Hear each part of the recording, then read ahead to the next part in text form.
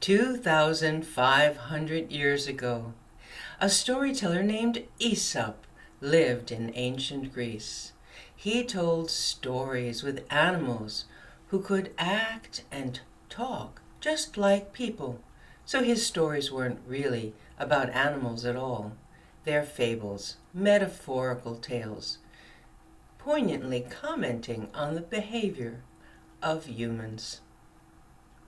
Maybe you recognize someone you know in this very famous story about a race. This is a story about a rabbit who is always bragging about his feet. Oh, my feet. My feet. My feet are like lightning across the sky. My feet. My feet. My feet are as swift as the wind. No one in this place could beat me in a race. Well, no one in the forest challenged that rabbit except Slow and Steady the turtle. Slow and Steady said, "Well, maybe I would like to try."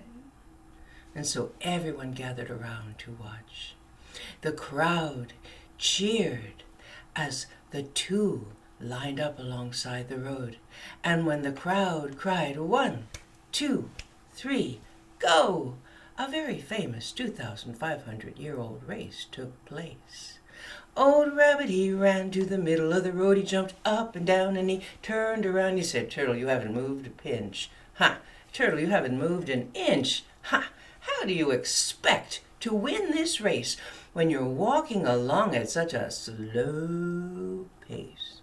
And old Braggedy Rabbit stopped to rest under the shade of a tree. "That turtle will never beat me. I have plenty of time to just rest under this tree." And old Braggedy Rabbit fell asleep. And who should be coming along but Slow and Steady, Slow and Steady. He walked and he walked and he never ever stopped. He was slow and steady, slow and steady, till he came to the finish line. The animals who were watching were amazed. Isn't that Slow and Steady creeping over the finish line? Well, he never does anything fast, but he does stick to things till he gets things done. Look at that. Look at that. Turtle has won. They let out an enormous cheer, which woke up the rabbit. What's all the noise and yelling about anyway? I was having a nice nap. Rabbit couldn't believe his eyes. There, to his surprise, Turtle was over the line. Well, after that, old Rabbit had to admit to himself, "Don't brag about your lightning pace, because Slow and Steady won the race."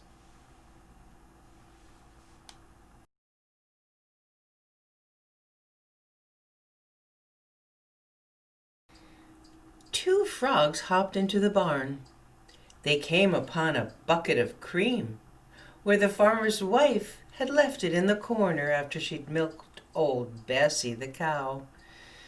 It was thick cream, and the two frogs hopped onto the edge of the bucket, and thinking it was a lovely little pond, they both jumped in with a great plop plop.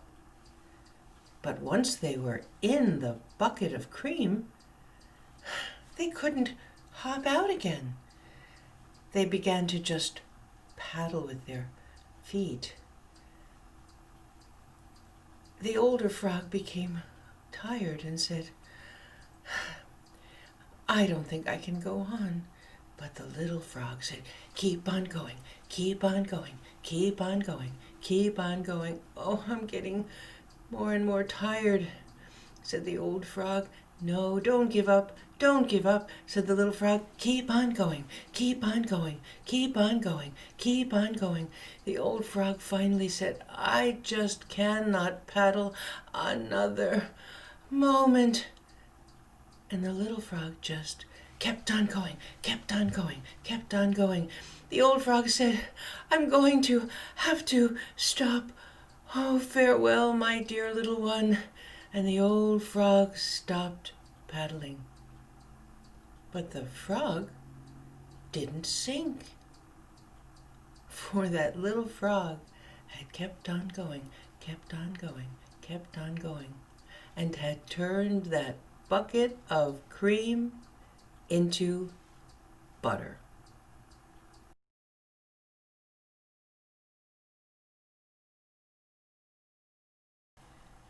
There was once a poor peddler who lived in the town of Swaffham in England long ago. Every day that peddler walked out of his cottage door past a great oak tree that grew beside it, and he'd sell wares from the knapsack he wore on his back.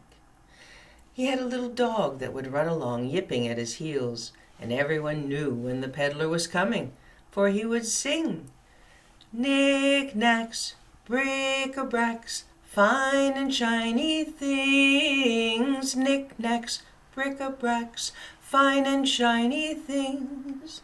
Well, some days he sold enough to buy himself a loaf of bread for his dinner and a bone for his dog, but there were nights when he sold nothing, and he had to go to sleep hungry.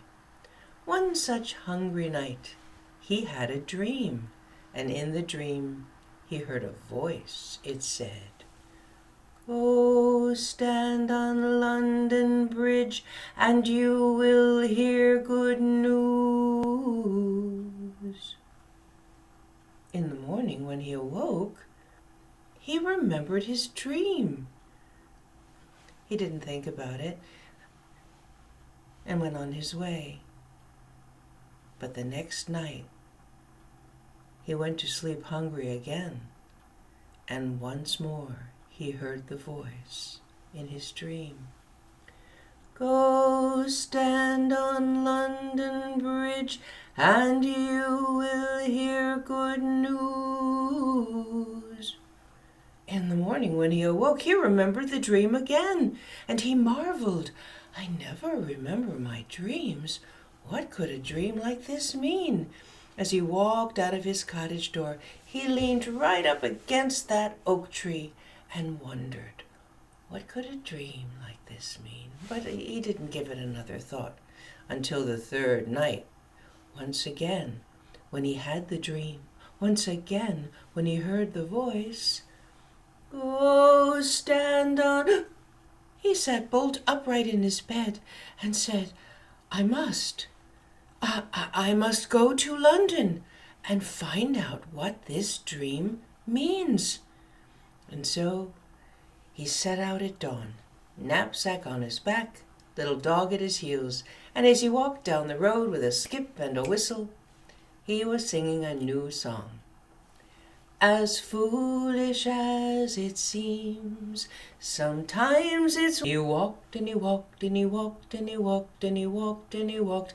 He walked and he walked and he walked and he walked and he walked and he walked for a week, and at long last he came to the great city of London. He didn't waste a moment. He went directly to the center of the bridge and did exactly what the voice in his dream told him to do. He stood there and he waited to hear some good news. He stood all day. He stood all night. He stood all the next day and all the next night. He stood through the rain till the sun came out. He didn't leave. He just stood and waited for that good news. No one spoke to him. Not a single person. until finally a shopkeeper who had been watching him the whole time came out of his store and approached the peddler and his little dog and said, "Pardon me, sir, but I have been watching you from my shop window for days and days now, and I'm curious to know what you're doing here on London Bridge. You don't sell anything. I haven't seen you beg, but you stand here day after day. You don't leave. What are you doing, just standing here on London Bridge?" The peddler blushed and he said, "I hardly know you to tell you such private things, but you're the first one to speak to me since I've arrived in this great city of London, so perhaps I will tell you, sir. I'm standing here because I had a dream, and in my dream I heard a voice. It said, 'Go stand on London Bridge and you will hear good news.' I know this doesn't make much common sense, but sometimes common sense makes no sense at all. I just felt I should do this, and so I did. I'm standing here until I hear some good news." The shopkeeper began to laugh. He laughed so hard he had to hold his belly. He laughed so hard a huge crowd gathered to find out what was so funny. And he said, "Listen to this, everyone. This foolish man has been standing here on London Bridge because he says he heard a voice in his dream." Everyone in the crowd began to point at the peddler. They began to mock him. They cried out, "Silly fool, silly fool, silly fool, silly fool, look at that silly fool." But the peddler just stood there. When he didn't move, the shopkeeper, enjoying this taunting, drew the crowd in even tighter and said, "Listen to this, everyone. I had a dream just last night. I dreamt of a place I've never even heard of. Swaffham, I think it was. I dreamt that if I dug in the ground in front of an oak tree that grew beside a poor peddler's cottage, well, I'd find a treasure. Now, do you think I'm as big a fool as this man that I'd leave my home and my work to go follow some silly dream? Do yourself a favor, sir. Go back to from where you came."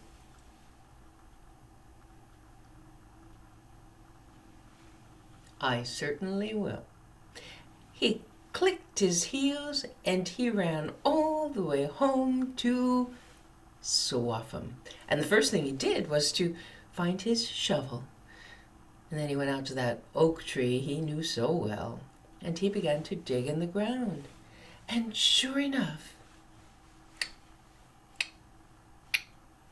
he found between the roots of that great old tree an iron box. He pulled it up out of the earth and brushed the soil off of its lid. And that's when he saw the words. They were carved in old-fashioned ornate writing on its top. It said, "Travel far, travel wide. The greatest treasure is deep inside." He opened the box. Oh, it was filled with gold and jewels. Well, he gave half the treasure to the poor because he himself had tasted hunger. And with what was left, he built buildings and statues and a church in the town of Swaffham. And they say that when he was done with all of the construction, there was still enough treasure left in that old box he'd found, so that he and his little dog never went hungry another day of their life. Well, as he walked down the road with a skip and a whistle, people now always heard him singing, "As foolish as it seems, sometimes it's wise to follow your dreams. Follow, follow your dreams, your dreams. Follow, follow your dreams."